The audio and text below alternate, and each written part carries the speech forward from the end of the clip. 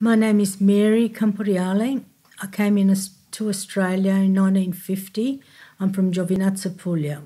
And we've also got your son with us. Can you tell us your name, please? My name is Thomas Camporeale. I was born here in Sydney, 1978. Excellent.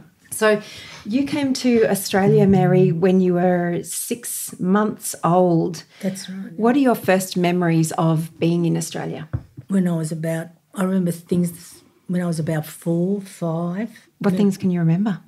That I got into trouble because I didn't go home after school. Didn't get on the school bus, and I went to a friend's place, and I remember that because I got into serious trouble. Yeah.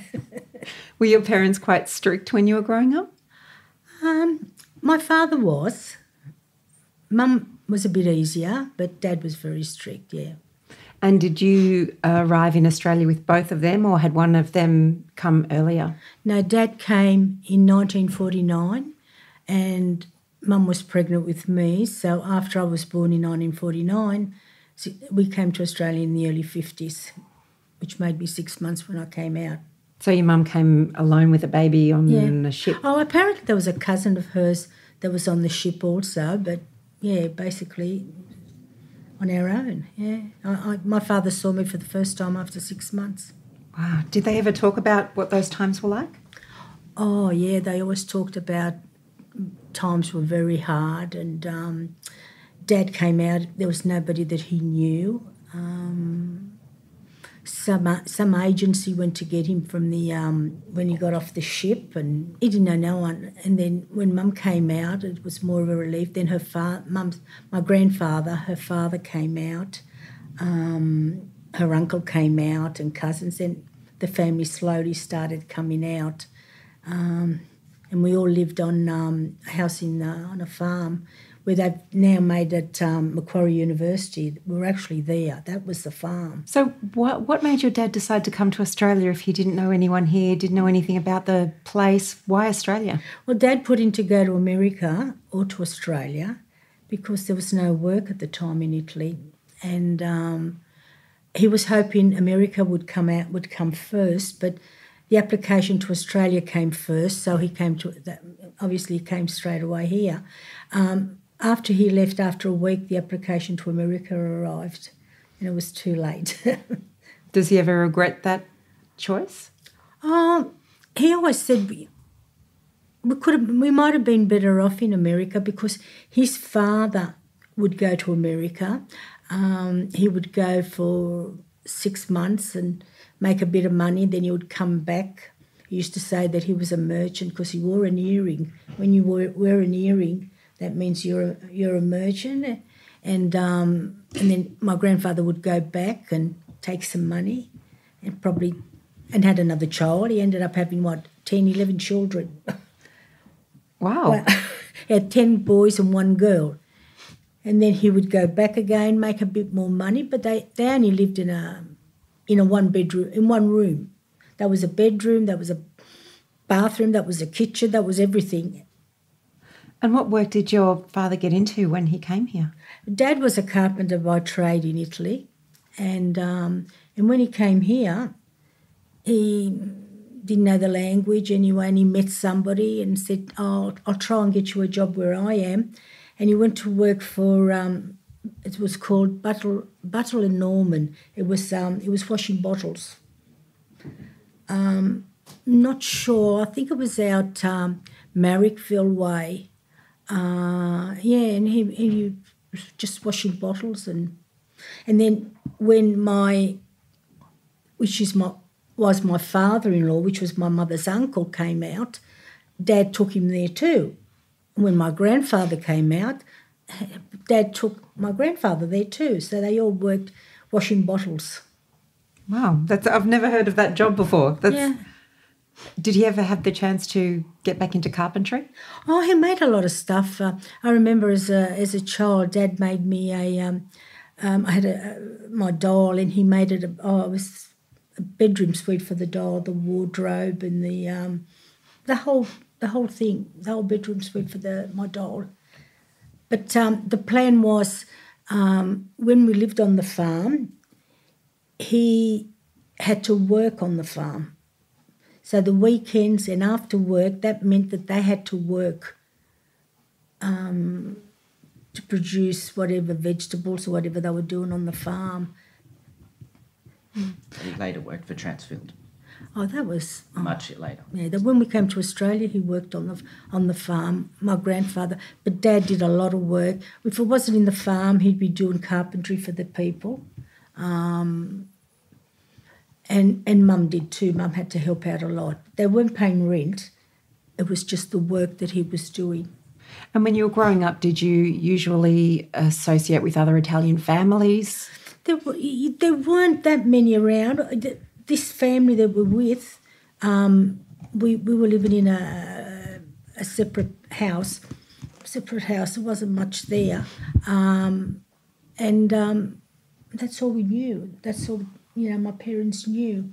But they were lovely people. They were very nice people. We actually always had contact with them even after, when I grew up, I remember Dad always said, these are the people that, when I'd get into trouble, I would go there because they were all connected there. And so were there many Italian traditions that your family brought with them? And then when all of your extended family arrived in Australia as well, did you continue any Italian traditions from your home area of Puglia? Yeah, Mum did. So the thing was, Mum was the only woman on her own here because she had her father, she had her uncle, and she had to do us all hand washing, and she had 2 children. Well, my brother was born 3 years after, and then her mother came out, her mother and her sister, and then it got better because she had a lot of help. But for the beginning, it was all her that did everything.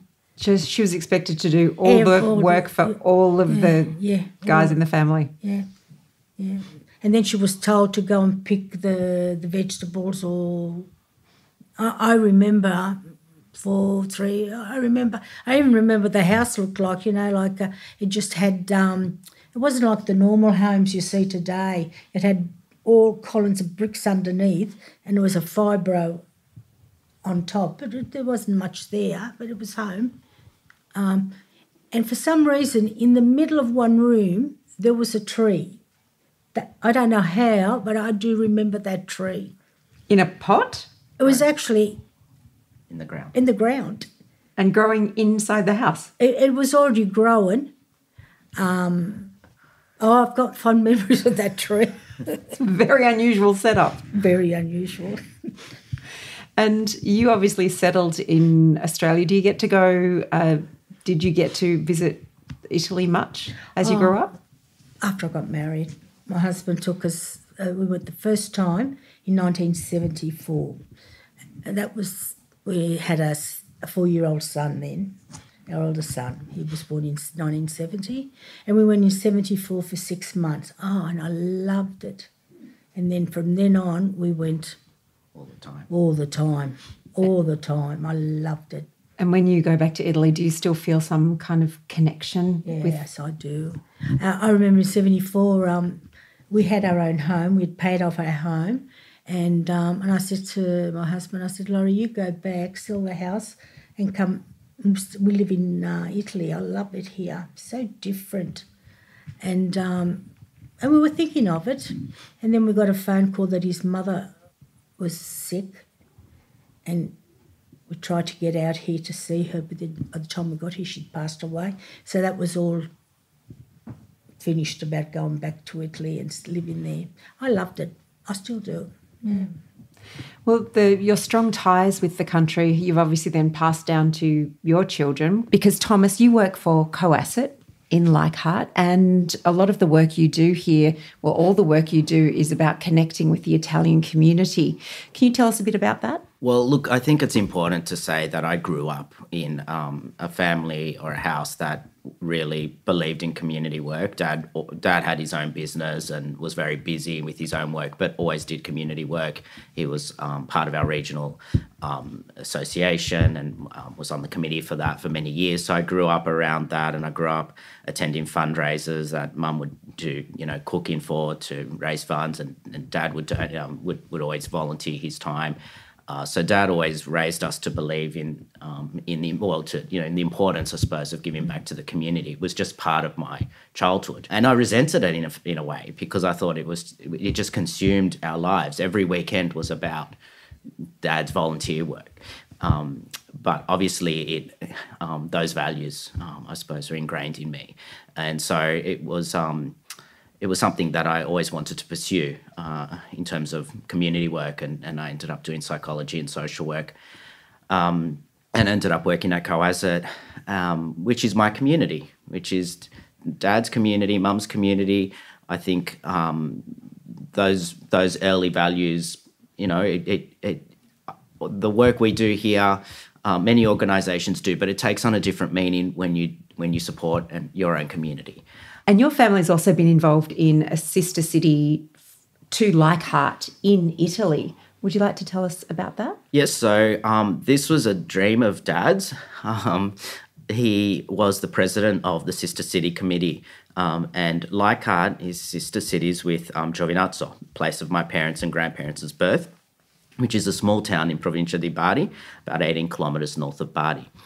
And there is quite a significant community from Giovinazzo. I think my grandfather, Mum's dad, would have been one of the first from the town, as Mum described, and then that just kind of network grew and grew. And as Mum said, that could have ended up being in New York, but thankfully I think it's in Australia. And so I think Dad, being the president also of the Puglia Association at the time, really wanted to marry this connection up. And after many years of lobbying, he got both councils to agree. And a ceremony was held. I was 10 or 11 years old. Ceremony was held in the town, in Giovinazzo, and all of the councillors from Leichhardt Council came over, including a marching band. In 1989. Yeah, in August 1989, and a ceremony was held to officially recognise the sister city. And we have a Giovinazzo Grove here on the Bay Walk here in Leichhardt, and there's a Piazzale Leichhardt in Giovinazzo, which is beautiful. It's right on the water, but it's a gathering place. It's events are held in this little piazza in Leichhardt, and I think it's just cemented that beautiful relationship. We had Anthony Albanese, when he was deputy PM, visit the town. He's from a neighbouring town, and I think that really brought the sister city back to life. And particularly in Giovinazzo, it's a small town of 20,000 people. So to have a deputy prime minister from Australia visit to acknowledge a sister city was a beautiful thing, and it's something that Dad was just incredibly proud of. Every time I go over, he used to say to me, make sure you go to the council and check that the documents are still in place, and check that everything is still on track. And of course it is. And it's just, I think for newer generations, it's just a given now that there's a Piazza Leichhardt in a small town in southern Italy, which is beautiful. And what a beautiful thing for Australians to go over and visit that and see that. I bet you they take photos and put them on Instagram. Yeah, it's gorgeous. Yeah. So that was, I think that was probably one of Dad's. And all the grandchildren that go, and they all go and have a look, and they're very, very proud of it. Something he was most proud of. Yeah. Wow. And have you noticed that there is still a really strong sense of community within the Italian groups? Yeah, look, yes, there is a strong sense of community, particularly within the older groups. I think there's a rebirth, if you will, of identity from second and third generations. So people are not connected to Italy because of place of birth or because of language, but somehow feel a connection via their families and parents. And I think people are reconnecting, which is really beautiful, and coming back to us saying, my parents or grandparents were born in Italy, but I don't speak the language and I'd love to learn.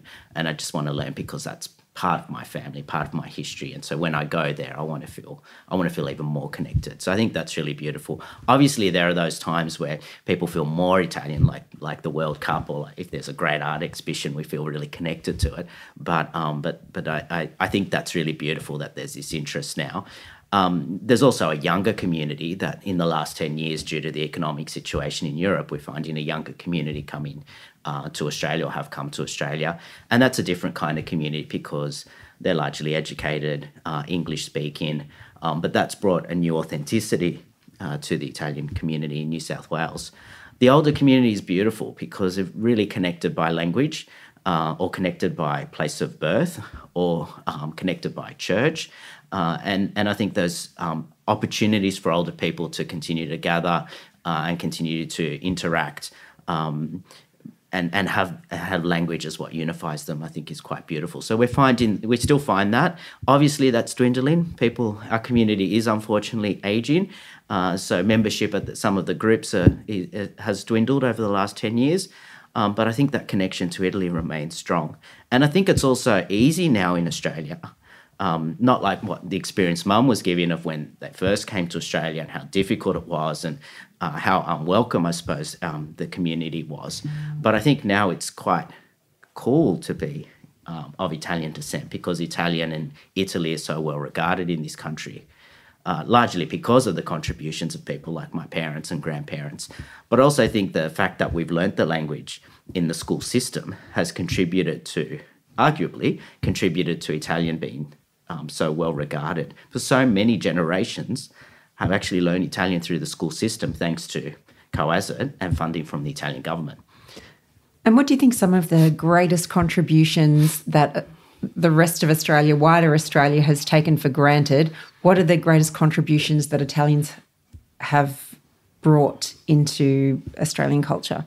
Yeah, that's a great question. Look, there are the obvious ones like food, and fashion, and coffee and cars. But I think our core values are really around family. I think it's family, probably then food, or maybe food, then family. And religion probably comes a bit after that. So I think connection with family and how decisions are made within a family unit, and how those relationships are expressed, I think is quintessentially European, if not Italian, and that's a beautiful thing. We've contributed in all aspects, in all facets of life in Australia, from what I was saying, from fashion, industry, business, agriculture, academia, politics, sport. I mean, Italians have succeeded in all of those areas, and I think part of the fabric that laid the foundation for what is now a wonderful, as we say, melting pot, or a wonderful multicultural Australia. So we were the pioneers, if you will, the pioneers of one of the first, certainly the largest, communities that migrated to Australia. We forget the difficulties that were encountered, but I think we paved the way, and that's something that I think we've contributed as a community. It's just that resilience, that sense of character, that sense of family, that, it's only a generation ago or 2 generations ago. We're talking 50, 60 years ago, where people left their homeland not knowing if they'd ever go back. And as my grandfather left his wife pregnant, not knowing when they'd see each other again. I mean, those decisions would have taken such courage that now we can't fathom what that would feel like, what that would look like, with no technology, no air travel. And that took enormous resilience that I don't know if we would have today. And I think that's something that needs to be, really well regarded, and we need to remember that.